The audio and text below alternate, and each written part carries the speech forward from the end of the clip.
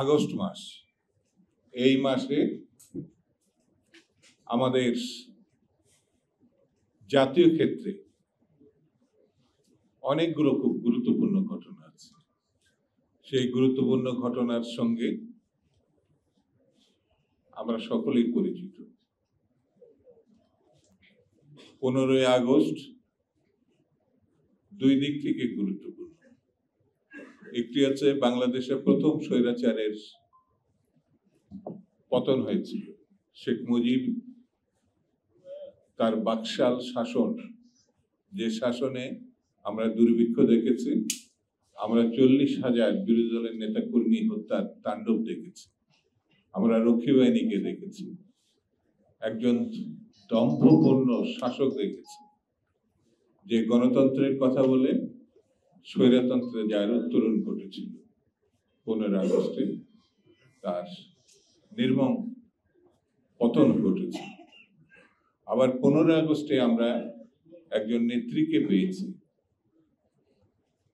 তিনি সামরিক স্বৈরাচারের বিরুদ্ধে শুধু লড়াই করেছেন ঠিক তা না, হাসিনার 16 বছরের স্বৈরতন্ত্রের বিরুদ্ধে নির্লসভাবে তিনি লড়াই সংগ্রাম করেছেন এবং তার পতন ঘটাইছেন। 15 আগস্ট এই নেত্রীর 81তম জন্মদিন, দেশনেত্রী বেগম খালেদা জিয়া। এই মাসেই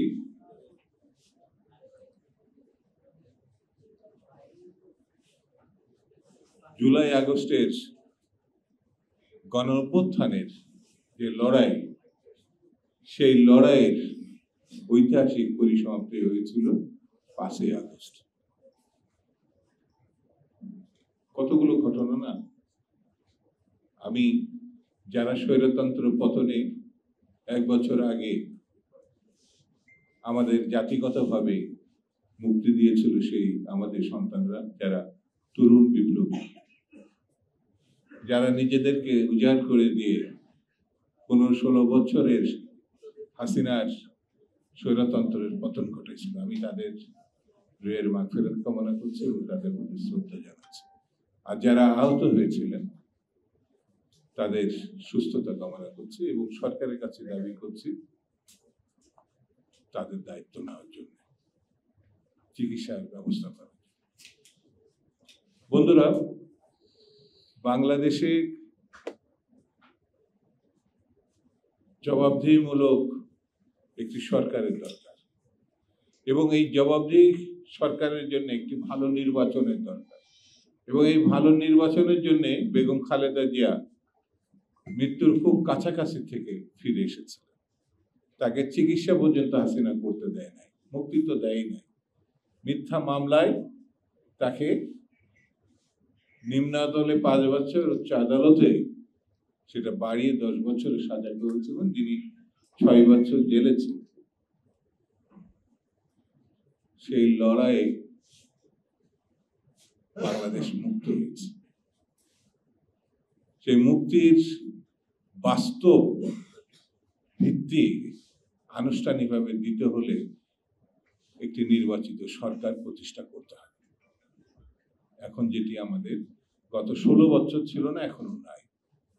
সরকার বলেছে তারা প্রতিশ্রুতিবদ্ধ 26 সালের জানুয়ারি মাসে নির্বাচন করবে। আমরা সরকারকে অভিনন্দন জানিয়েছি, ধন্যবাদ জানিয়েছি। আমরা বলেছি যত কিছু বাধা বিপত্তি আসুক না কেন, বিএনপি সরকারের পাশে আছে, অন্যান্য রাজনৈতিক দলগুলো আছে, কিছু কিছু খুচরা পার্টি তারা অবৈধভাবে কিছু কিছু মন্ত্রণালয় নিয়ন্ত্রণ করছে এবং সেটাকে নিজেদের সম্পত্তি বলে মনে করছে। আমরা জানি যে নির্বাচন হলে তাদের সম্ভাবনা তো নাই, তাদের ভরাডুবি হবে, সেই জন্য তারা নির্বাচন চাচ্ছে না। কিন্তু কোন পার্টি চাইলো কি কোন পার্টি চাইলো না, এর থেকেও বড় কথা হচ্ছে রক্ত স্নাত বাংলাদেশে যে দাবিতে আমাদের ছেলে মেয়েরা আত্মহতি দিয়েছে স্বৈরতন্ত্রের পতন ঘটিয়ে গণতন্ত্র উত্তরণের জন্য, সেটিতে বাদ দেওয়া যাবে না, সেটিতে ভোলা যাবে না, সেটি কোনোভাবে গ্রহণযোগ্য না। সেই জন্যে বন্ধুরা, আমি বেশি বক্তৃতা করব না। এই আগস্টে দাঁড়িয়ে আমাদের শপথ নিতে হবে, যতক্ষণ পর্যন্ত নির্বাচিত সরকার প্রতিষ্ঠা করতে না পারবো ততক্ষণ পর্যন্ত আন্দোলন অব্যাহত থাকবে। এই আন্দোলনের পরিসমাপ্তি হবে না। জবাবদিহি সরকার মানুষের কাছে প্রতিশ্রুতিবদ্ধ থাকে, জবাবদিহি সরকার আইন মতো চলে, জবাবদিহি সরকার বিশ্বের সমর্থন পায়, জবাবদিহিমূলক সরকার হেলাপালার কোনো বিষয় না, মানুষের ভোটে, মানুষের সমর্থনে, মানুষের ইচ্ছায় পরিচালিত হয়। সেই জন্য আগামী দিনে আমাদেরকে একটি গণমুখী রাজনৈতিক ব্যবস্থাপনা যদি প্রতিষ্ঠা করতে হয়, তাহলে অবশ্যই নির্বাচিত একটি সরকার প্রতিষ্ঠা করতে হবে। সেই লক্ষ্যে আমাদেরকে ঐক্যবদ্ধ থাকতে হবে এবং সামনের দিনগুলোতে এগিয়ে যেতে হবে।